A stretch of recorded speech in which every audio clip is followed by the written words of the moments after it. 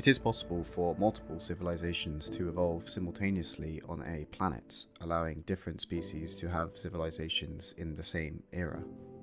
The size of the planet can be set very large, and the size of the civilization can be set very small, allowing you to have more than two civilizations at the same time. The greater the number of civilizations that exist at the same time, the less likely it is to happen in our current reality.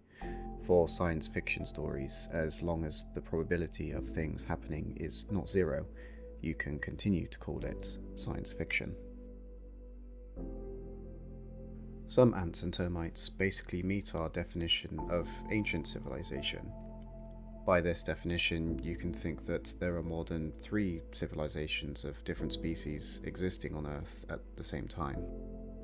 The National Geographic have an article demonstrating the characteristics that civilizations have been observed to have.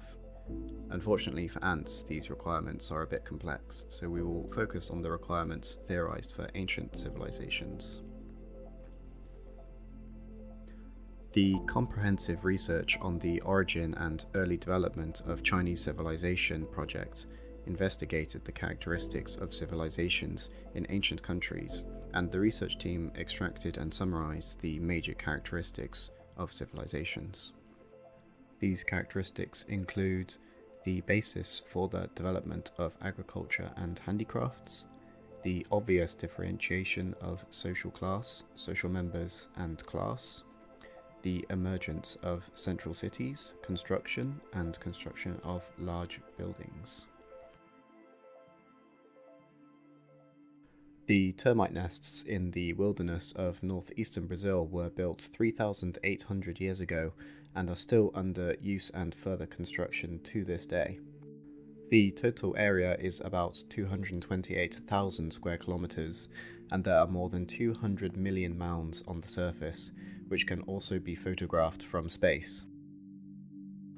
Until the year 2000, the largest known ant supercolony was, according to sampling surveys, a wood ant colony found on the coast of Hokkaido in Japan. It contains 360 million worker ants and 1 million queens. They live in 45,000 interconnected nests with a distribution area of around 2.7 square kilometers. Recently, huge colonies of Argentine ants were also found in southern Europe. Of 33 ant populations tested along the Mediterranean and Atlantic coasts, 30 belonged to one supercolony with estimated millions of nests and billions of workers, interspersed with 3 populations of another supercolony. In 2009, it was demonstrated that the largest Japanese, Californian, and European Argentine ant colonies were in fact part of a single global megacolony. This intercontinental megacolony represents the most populous recorded animal society on Earth other than humans. Leafcutter ants started cultivating fungi 50 million years ago, and have since domesticated and rotated new strains of fungi. They are still domesticating new crops to this day. To cultivate the fungi, the ants use their strong mandibles to cut leaf fragments, which they then transport back to their underground nests. The fungus grows on this substrate and serves as the ants' main food source.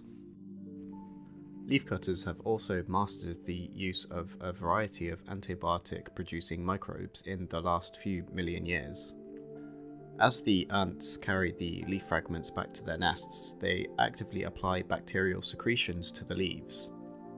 This coating of antibiotic-producing bacteria acts as a potent defense mechanism against potential infections that could harm the fungal garden. The bacteria suppresses the growth of harmful molds and bacteria that could otherwise destroy the ant's food source. Ants that engage in the practice of farming insects for honeydew are often involved in a mutually beneficial relationship known as trophobiosis. In this relationship, ants act as farmers while other insects, such as aphids or scale insects, serve as their livestock.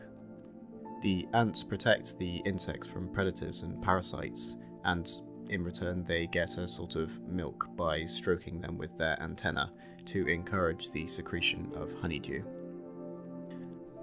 As the ants tend to their herds of honeydew-producing insects, they may decide to transport them to different parts of the plant to optimize feeding, shelter them from harsh weather, and defend them from potential threats. In recent decades, it has been discovered that some ant species use dirt, sand, etc. as tools to collect liquid and transport it back to the nest. In 2017, scientists experimented to prove that ants can select the most suitable tool from unfamiliar objects to perform the above tasks.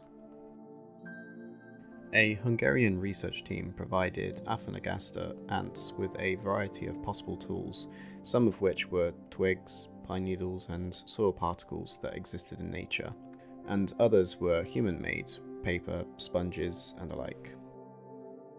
The ants will experiment with these tools and eventually show a preference for a certain tool, even if it's man-made.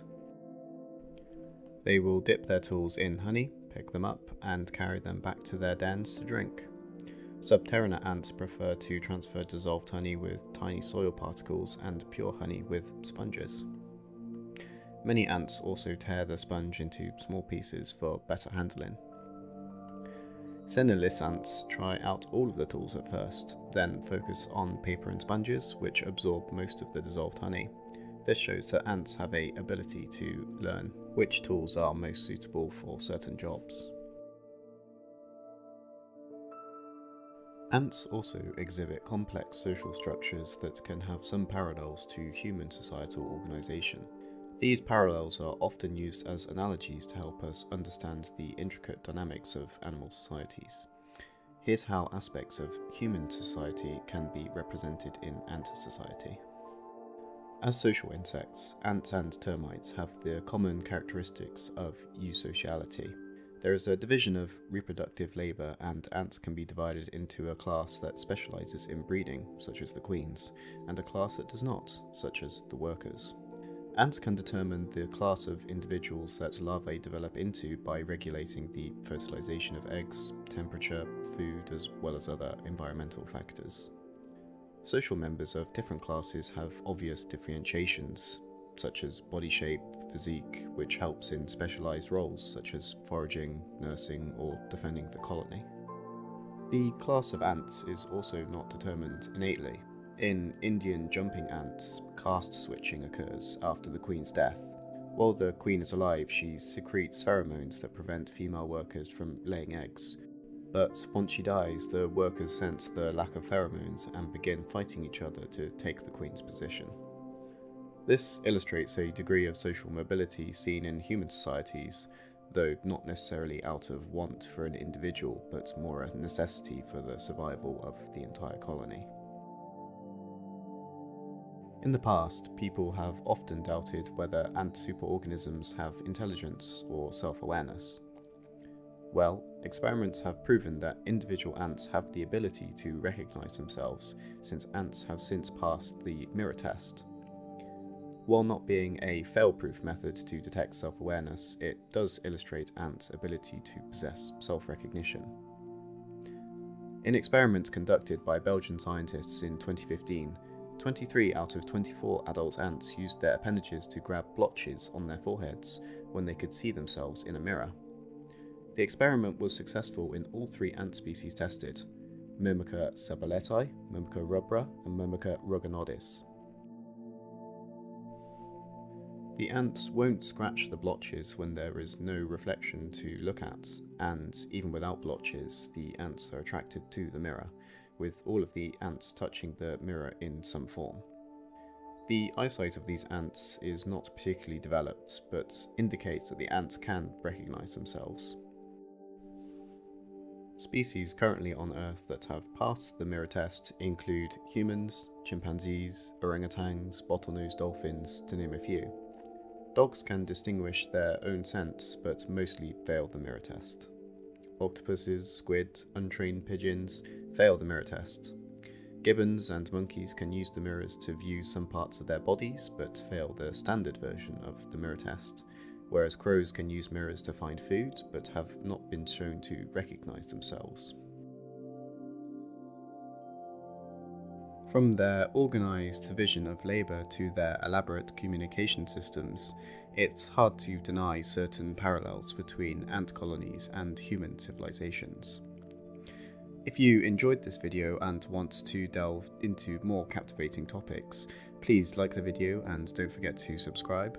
And as always, feel free to drop your thoughts, questions or ideas in the comments below.